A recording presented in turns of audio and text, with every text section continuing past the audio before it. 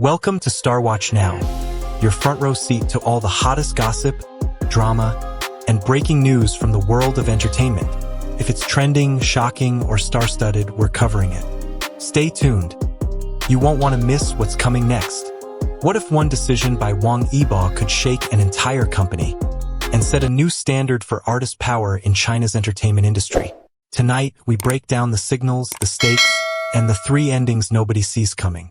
The night this story caught fire, it didn't feel like simple gossip. It felt like a pivot.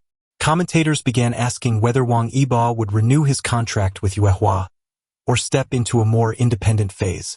That single question electrified timelines from Los Angeles to Seoul.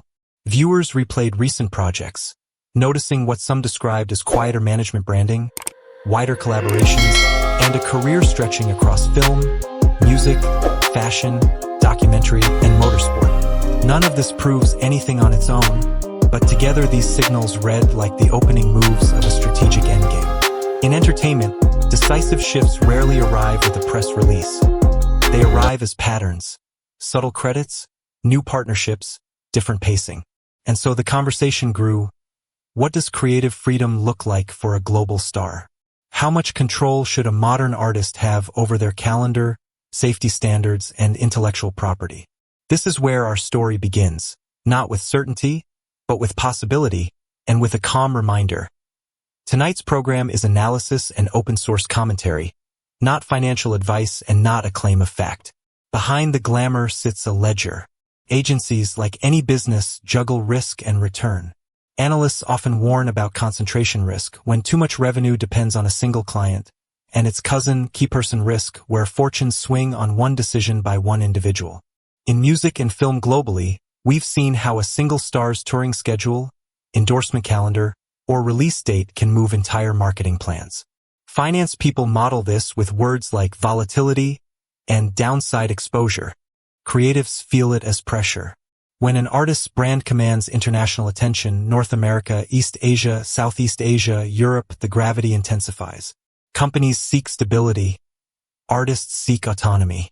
Modern solutions range from re-engineered revenue splits to slate-based bonuses tied to outcomes, to safety and welfare clauses that lock in standards at live events. Think of it as a portfolio problem. Resilience grows when income streams diversify and responsibilities are clear. If you follow the numbers, you see the stakes. If you follow the human story, you see the why. Either way, this is bigger than one headline. It's about how art and business can share power responsibly. Observers tend to track patterns rather than rumors. First, credit patterns. Who is named, where, and when. End cards, official websites, and brand notes sometimes hint at which teams carry operational control. Second, portfolio shift. A star narrowing the number of dramas while widening cross-industry projects. Documentary craftsmanship, track day disciplines, fashion partnerships can point to a brand playing the long game. Third, fan pulse. International audiences increasingly prioritize transparency, respectful communication, and clear safety protocols at stages and sets. Fourth, negotiation levers. Creative freedom, scheduling certainty, sensible risk sharing, and equitable revenue recognition. Industry veterans will also glance at practicalities, insurance provisions, stunt coordination standards, and welfare requirements, in line with global best practice. None of these signals confirm a final decision. Together, they help audiences read the map without guessing the destination. Imagine a dashboard. Not flashing sirens, just steady lights. Green for transparency, amber for unknowns, blue for innovation. It's a measured way to follow a live story. Less noise, more signal, and always respect for the people who make the work possible. Forget the spreadsheets for a minute and picture a person at a crossroads. Do you renew with a major company that scaled you worldwide? Or do you architect a structure that puts creative vision, health, safety, and time management squarely in your hands? Artists from many markets have faced versions of this choice. Some remain with existing partners but renegotiate terms. Others form boutique studios, then co-produce with major distributors. A few build hybrid alliances that feel more like joint ventures than traditional management. Audiences relate because the question is universal. When is stability the braver choice, and when is independence the wiser one? For a creator who also races, performs, and fronts campaigns, time is the most precious currency. Fans from Seoul to Paris, Tokyo to Toronto, Bangkok to Sydney, Jakarta to New York often say the same thing: protect the craft, protect the person. That's why this story resonates. Beneath the trending tags is a simple human wish to do your best work with the right people at the right pace without losing yourself along the way. A renew with re-engineered terms. This ending is about modernization, not rupture. Imagine clearer creative approvals, realistic schedules, robust safety provisions, and revenue frameworks that recognize brand equity. Agencies reduce single-client exposure by developing a deeper bench. Artists gain assurances that protect both craft and well-being. It's conservative, yes, but conservatism can be smart when it solves old frictions with new tools. B. Independent studio plus strategic partnerships. Here, the artist builds a compact core. Legal, production, creative direction. Projects are then assembled partner by partner. Film with one studio, music with another, a docuseries with a third. It's agile and demanding, best suited to disciplined teams. For audiences, it often yields carefully curated releases that feel personal. See, hybrid alliance/label-like model. A bridge between worlds. Think co-owned entities that share risk, empower the artist's vision, and keep institutional muscle for distribution and scale. Globally, variations of this exist in pop, hip-hop, and auteur cinema. The promise, sovereignty with support. The test, governance that actually works. To keep this conversation useful, not just noisy, we're piloting 4 community projects.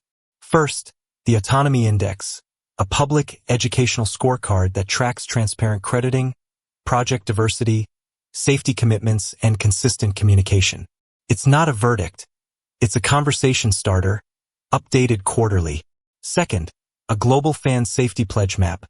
Fans can highlight festivals, brands, and venues that publish clear welfare standards, spotlighting best practice from Seoul and Tokyo to Singapore, Manila, Sydney, Paris, Toronto, Jakarta, London, and Los Angeles. Third, Creator Pathway Diaries, short interviews with behind-the-scenes pros, choreographers, editors, stunt coordinators, race crew, and producers who've worked across artist-led projects. Their insights show what empowerment looks like on the ground. Fourth, a quarterly live analyst Q&A, advertiser-safe sessions that explain how entertainment revenue flows, what risk-sharing means, and why portfolio diversification matters. No stock tips, just frameworks. Together, these angles put respect first. Respect for artists, crews, and audiences who want facts, context, and a healthier industry. So how do you follow this story without chasing shadows? Look for official crediting on upcoming releases, press materials, end cards, and direct studio statements. Assess tone and clarity. Respectful language, realistic timelines, and commitments you can actually track. Watch for safety and quality markers. Are stunt and rigging standards addressed in public materials? And do live events communicate welfare protocols in advance? This is how industries mature. Not in a single headline, but through steady improvements everyone can see. If you want a mental model, borrow one from risk management. Transparency reduces uncertainty. Diversification reduces fragility. Alignment reduces conflict. Apply that lens to any update you read. We'll continue to prioritize verified signals over speculation, keeping space for nuance and human dignity. In a world that rewards hot takes, we prefer slow, steady light. Stories like this deserve it, so do the people at the center of them. And if a decision comes, we'll judge it by one measure. Does it make the work safer, truer, and better? If you've enjoyed this balanced, artist-first deep dive, you're exactly who we built StarWatch Now for. We cover the crossroads where creativity meets business, with empathy, with clear context, and with zero sensationalism. Please subscribe, ring the bell, and leave a thoughtful comment. Which of the 3 endings makes the most sense to you, and why? Thank you for spending your time with us. It truly matters.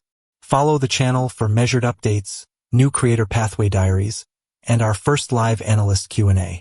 Until next time, stay kind in the comments, look after one another at shows and events, and remember, real progress is built on respect, on and off the stage.